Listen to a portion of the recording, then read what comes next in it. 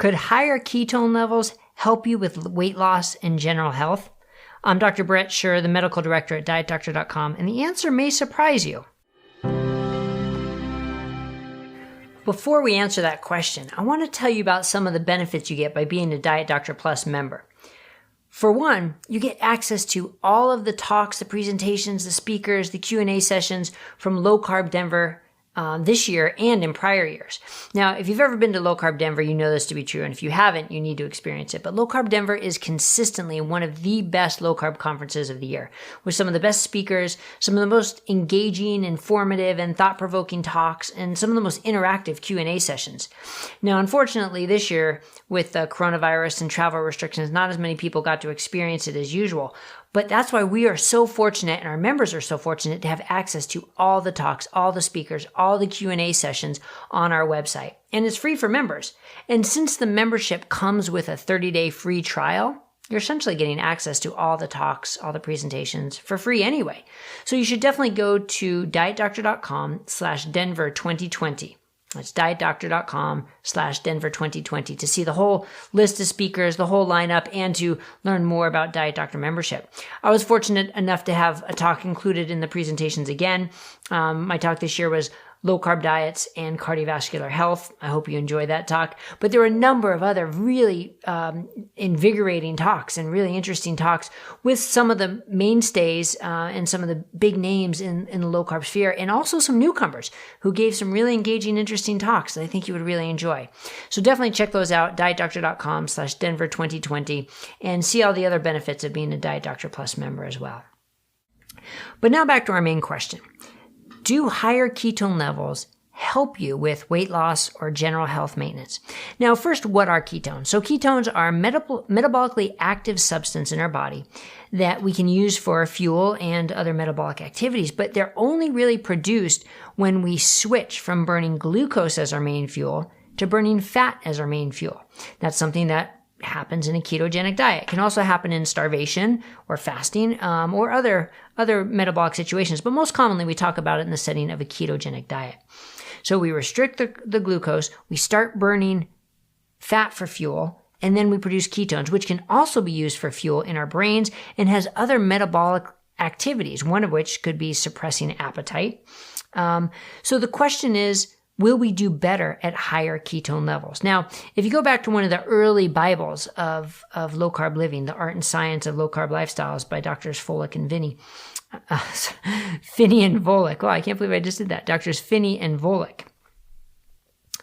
If you go back to one of the early Bibles of low carb living, The Art and Science of Low Carb Lifestyles by Drs. Finney and Volek, they define nutritional ketosis starting at 0.5 millimoles per liter. So that's measuring beta-hydroxybutyrate, the most common ketone measured in the blood, and getting a level of 0.5 millimoles per liter.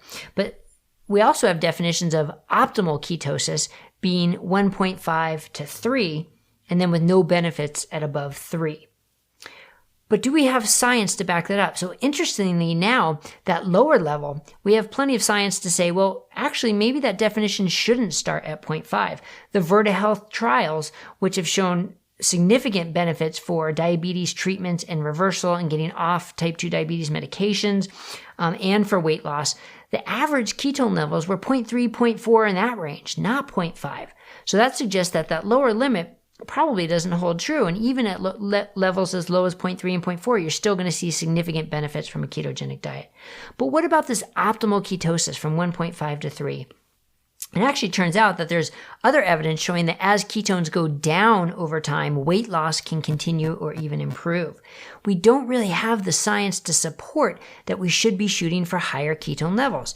So at Diet Doctor, we've written in the past that we want to shoot for optimal ketosis. We're sort of backing away from that recommendation, that for the vast majority of people interested in health, weight loss, blood sugar management, hypertension management, that your ketone levels probably don't matter. What matters is the lifestyle, the carbohydrate reduction, prioritizing your protein, using fat as a lever for satiety and for calories, naturally reducing your caloric intake. Living that lifestyle is what gives you the health benefits, not necessarily the ketone levels.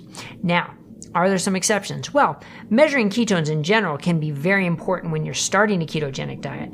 Are you doing it right? Are you getting into ketosis? Well, if you're checking your ketones and they're unmeasurable, then chances are you're not following the proper ketogenic diet. But if you're checking them and you are getting ketones, then you know you're following a proper ketogenic diet for you. Now, for some people, that may be 75 grams or 50 grams of carbohydrates per day. And for some people, maybe as low as 20 grams of carbohydrates per day are necessary to get you into ketosis. So checking for that matters. Or if you hit a weight loss stall and you're not sure if you're still in ketosis, sure, checking ketones there matters.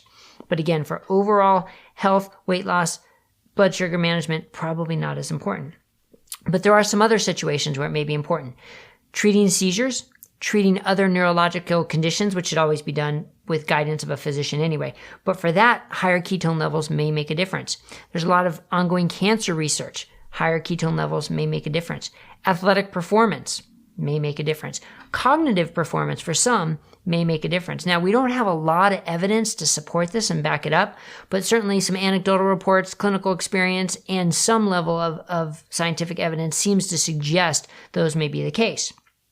So some people may be saying, well, if there's a potential to benefit all those things anyway, why not shoot for higher ketones? Like, why shouldn't anybody be doing it anyway?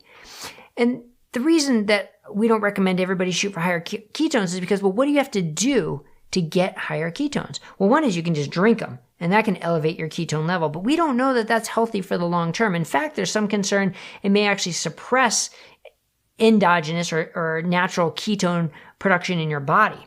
It may suppress fatty acid oxidation and metabolism. We don't have great scientific studies on this one way or the other, but there's certainly the suggestion that that may be the case. So taking exogenous ketones may not be completely benign. Plus, they're expensive, and if you don't need them, why spend your money on them? But the other way you can raise your ketones is by adding extra fat. So whether it's just taking MCT oil or drinking butter coffee in the morning, those types of added fats can increase your ketone levels. Well, that's not always a benign thing either. Because remember, a ketogenic diet, one of the benefits of it is that it helps you naturally downregulate your calories. It helps with natural caloric restriction without even thinking about it. Part of that could be lower insulin. Part of it could be the satiety of the diet with the protein and fiber-rich foods. And part of it can be the ketones themselves. But the key is that you tend to eat less. But now if you're adding extra calories that you don't necessarily need, that can be counterproductive to your weight loss benefits. So how do you define calories that you need, especially fat calories? Well, we recommend using fat as a variable lever for taste and satiety. If you're already full and you're not hungry anymore, if your meals are adequately pleasing, then you don't really need to add any extra fat. Any extra fat that you're needing at that point, we consider unnecessary fat and may just be adding extra calories. So there is a potential downside to trying to push your ketones higher. And that's why it's probably best just to say, look, I'm following a ketogenic diet, I'm following the lifestyle, and for the majority of people, that's good enough for weight loss, for blood sugar management, for overall health benefits. But if you fall into one of these scenarios that we've talked about, maybe it's worth looking into your ketones a little bit more. One other area I should mention is weight loss stalls. Now, this area is a little controversial, but could some people who are stuck in a weight loss stall, could they benefit from a higher level of ketones? Now, we actually have an article about this at dietdoctor.com, but for weight loss in general, adding higher level of ketones is way down at like number 16 out of 18. It's not even in the top 10 of things we would recommend because there's so many other things to check to see if you're doing that could be contributing to a weight loss stall. But if you've checked all those boxes, if you've read that guide at dietdoctor.com, you've checked everything, you're doing everything right, and you're still stuck in a stall, maybe as a last-ditch effort, it may be worth pushing up your ketones. But that's complete anecdotal clinical experience that's probably not going to apply to too many people. All right, so in conclusion, do higher ketones matter? For some, the answer is yes, as I've outlined in this video, but for the vast majority, the answer is no. Higher ketone levels don't make a difference for overall health, weight loss, blood sugar control. I hope you found this helpful. If you did, please click subscribe below, and that way you'll get updates for helpful videos like this, plus our podcasts and our news videos and our recipe and cooking demonstrations and our new videos with Christy Sullivan, really trying to help make low carb simple and really give you simple, practical tips. All right. Thanks, everybody. Take care of yourself. Be happy, be healthy, be safe. We'll see you next time.